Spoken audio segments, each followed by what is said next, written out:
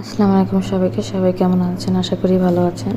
আমি গতকালকে ২টা ফ্রাই প্যান কিনেছিলাম। একটা হচ্ছে স্টেক প্যান বা গ্রিল প্যান যেটাই বলেন না কেন।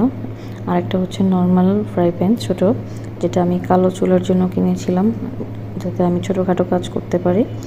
তো আপনারা দেখতেই পাচ্ছেন আমি ঢাকনা সহ কিনেছি। একই প্রাইসে একই সাইজে তারা বিভিন্ন দামে সেল করে থাকে।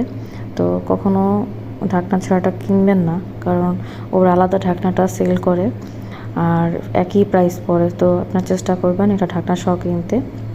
তো ছোটো একটা কিউট ফ্রাই প্যানের সাথে কিনে ফেলেছি, যাতে ছোটোখাটো ভাজা পোড়া বা ডিম ভাজা, রুটি ভাজা বা পরোটা যেটাই করতে পারি, যাতে যখন গ্যাস না থাকবে তখন আমি চুলাটা যাতে কাজ করতে পারি।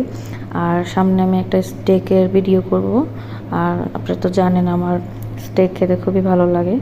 তো এই জন্য এই ফ্রাই প্যানটা কেনা। তাই এই ফ্রাই প্যানটা আমি রাফ ইউজ করবো না, মাঝে মাঝে সাজিয়েই কাজে ব্যবহার করব। আর আপনারা যখনই মার্কেটে যাবেন আপনারা চেষ্টা করবেন অবশ্যই দেখে কিনতে। সবাইকে ধন্যবাদ, ভালো থাকবেন।